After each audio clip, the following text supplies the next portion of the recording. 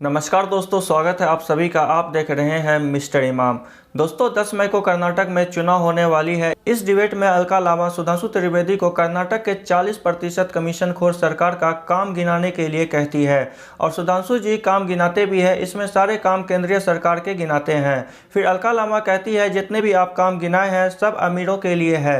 Airport जिसमें अमीर लोग ही हवाई जहाज पर बैठ सकते हैं, आईफोन जो अमीर लोग ही ले सकते हैं, लेकिन आप एक भी काम नहीं गिनाए जिसमें किसान और गरीब लोगों को फायदा हो। इसी तरह अलका लामा सुधांशु त्रिवेदी को कर्नाटक के मुद्दे पर घेरती नजर आई। तो दोस्तों इस वीडियो का आनंद लेने के लिए हमारे साथ वीडियो के अंत तक बने रहें। चलिए मेन वीडियो को स्टार्ट करते हैं। इन्होंने कहा कि हम 4 काम नहीं गिना सकते जो केंद्र सरकार ने किए हों। सुनिए महोदया, मैसूर से लेके और त्रिवेंद्रम तक दक्षिण भारत की पहली वंदे भारत एक्सप्रेस ये केंद्र सरकार ने नहीं किसी और ने चलाई है। मैसूर बेंगलोर का एक्सप्रेसवे हम भी उस पर चल चुके हैं अभी पहले। बीच में यह भी केंद्र सरकार ने नहीं बनाया। अरे आपके आने से पहले केवल 2 ठो लॉन्च कर। देखिए आपने अपने टर्न पे बोलिए प्लीज, आपने अपने टर्न पे बोलिए। आप बोल रही थी, मैंने कोई डिस्टर्बेंस नहीं किया था। मैं अपने टर्न पे बोलिए प्लीज, मैं आपसे रिक्वेस्ट करता हूं अपने टर्न पे बोलिए। आप बेंगलोर गई होंगी तो जरा T2 देखिए, कितना वर्ल्ड क्लास का, वर्ल्ड का टॉप लेवल का जो एयरपोर्ट बना, ये केंद्र सरकार ने थोड़ी बनाया, तो राज्य सरकार बनाती है। और सुनिए, इतना ही नहीं, केवल 2 एयरपोर्ट थे, मैंगलोर और मैसूर का नाम मात्र को था। अब 7 एयरपोर्ट हैं। सुनिए, सेमीकंडक्टर बनाने की पहली फैक्ट्री कर्नाटक में जाके लगी, जो सेमीकंडक्टर चिप बनाएंगे। एप्पल की फैक्ट्री जो चाइना से शिफ्ट होके आई, आईफोन 14 25% भारत में बने पहली बार, वो भी कर्नाटक में आके लगी। और तो सुनिए, भारत के इतिहास में नहीं दुनिया के इतिहास में डिफेंस एक्सपो बेंगलुरु में हुआ, 34 देशों के रक्षा मंत्री आए। यह यूरोप और अमेरिका के बाहर दुनिया में पहला मौका था जब 34 देशों के रक्षा मंत्री आए हो। यह तो केंद्र सरकार की वजह से हुआ था। सिलेंडर मिल रहा है, बात कर रही है। तेजस जो बना वो केंद्र सरकार की वजह से बना, और बाकी जो अलग है। अब मैंने आधा दर्जन काम गिना दिए, अब आप अपने जमाने के बताइए क्या आपकी केंद्र सरकार ने क्या दिया था कर्नाटक को। अभी मजा आएगा ना भिड़ो। माना जी, देखिए कितनी आसानी से केंद्र ने क्या दिया। मैंने पूछा था बेईमान बोमई भ्रष्ट सरकार ने यहां पर क्या काम किया, कुछ नहीं गिनाए। केंद्र सरकार की उपलब्धियां यहां बता रहे हैं कि केंद्र ने यह काम किया, इसलिए वोट किया जाए। लेकिन आप नहीं, हम विपक्ष में, आपने 5 साल में क्या दिया, आज ये पूछ रहा है आपसे कर्नाटक। 1150 रुपए का घरेलू सिलेंडर है, यहां पर महंगाई चरम पर है, बेरोजगारी चरम पर है। किसान, नारियल किसान, मैं होकर आई हूं हसान डिस्ट्रिक्ट में, नारियल का जो किसान है वहां पर उसे उचित दाम नहीं मिल रहा है, आंदोलित कर रहा है।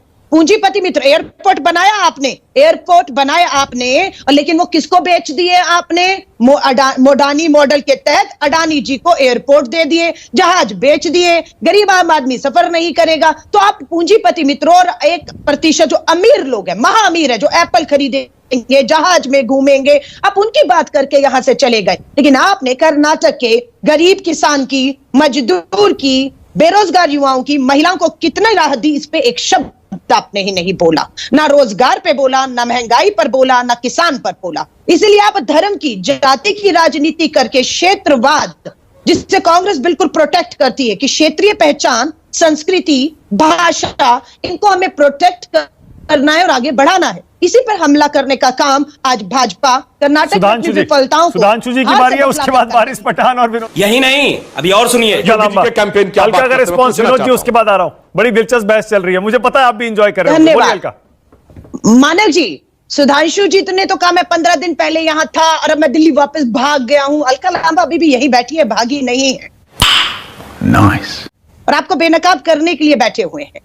आप जिसे कह रहे कि धर्म के आधार पर 4% मुस्लिम को आरक्षण दिया, कांग्रेस ने नहीं दिया था। चिन्नाप्पा रेड्डी कमीशन की रिपोर्ट के आधार पर, धर्म के आधार नहीं, उस रिपोर्ट के आधार पर आरक्षण का हक उन्हें दिया गया था, जिसे आपने भी लागू रखा। येदियुरप्पा सरकार और ये बोम्मई सरकार में लागू था। मात्र चुनाव की आचार संहिता से 10 दिन पहले आपने ये खेल खेला। और आपको बता रही हूं, 14 मार्च 2023, अब गूगल करिएगा आप तारीख को, इसी संसद सत्र के अंदर जब पार्लियामेंट के अंदर कर्नाटका में ओबीसी एससी एसटी के आरक्षण को बढ़ाने का प्रस्ताव आया, इसी मोदी सरकार ने 14 मार्च 2023 को पार्लियामेंट में उसे रद्द कर दिया, उसे माना नहीं और कोर्ट में एफिडेविट नहीं दिया अपने प्रस्ताव के खिलाफ। स्टे मांगा हुआ है, बेनकाब हो चुके हैं। और अभी तो रुको, क्लाइमैक्स अभी बाकी है। अपराधियों की दंगों की बात करते हैं, इनसे पूछिए क्या ये सच नहीं सबसे ज्यादा दंगे गुजरात की धरती पर हुए या करवाए गए?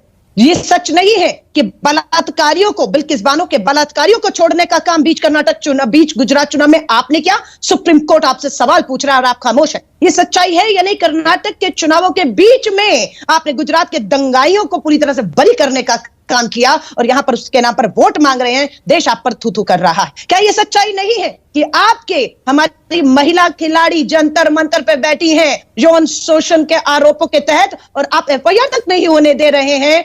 आपके ही ब्रिजभूषण भाजपा के सांसद जो WFI के चेयरमैन भी हैं उसमें, उस पे गंभीर आरोप लगे और आप अपने सांसद को यौन शोषण के सुधांशु जी एक रिस्पॉन्स और आरोप लगा रहे हैं। एक जवाब और सुधांशु जी। अभी तक एफआईआर नहीं हुई, बेनकाब हुए, इसलिए बेंगलोर छोड़कर भागिए दिल्ली। चुनौती देती हूँ, आइए लौटिए, टिकट मैं देती हूँ आपको हवाई जहाज का, लौटिए, सामना करिए कर्नाटक की जनता का। ओके सुधांशु जी, भागिए मत। अलका लांबा बैठी है। शाबाश बेटा, बहुत बढ़िया मुन्ना। अलका जी पहले तो मैं बात बता दूं, आप क्या बोल गई जोश और जुनून में कि कर्नाटक चुनाव के दौरान बिल्किस बानो के लोगों को छोड़ा गया? कर्नाटक चुनाव के दौरान इतना बड़ा झूठ 2 बार बोल चुका हूं यार, बहरा है क्या? रुक, तेरे को बता देती। ये सच नहीं है कि बलात्कारियों को, बिल्किस बानो के बलात्कारियों को छोड़ने का काम बीच गुजरात चुनाव में आपने किया? सुप्रीम कोर्ट आपसे सवाल पूछ रहा है और आप खामोश है। खत्म, बाय बाय, टाटा, गुड बाय, गया। तो जैसा कि इस वीडियो में हमने देखा किस तरह से सुधांशु त्रिवेदी का झूठ पकड़ा गया। अलका लामा कहती थी गुजरात के चुनाव में बिल्किस बानो के बलात्कारी को छोड़ा गया, लेकिन सुधांशु त्रिवेदी कहते हैं आपने कहा कर्नाटक के चुनाव में बिल्किस बानो के बलात्कारी को छोड़ा गया। तो दोस्तों वीडियो कैसी लगी कमेंट करके ज़रूर बताएं। ऐसी वीडियो और देखने के लिए हमारे YouTube चैनल को सब्सक्राइब करें। फिर मिलते हैं अगले वीडियो में, तब तक के लिए जय हिंद।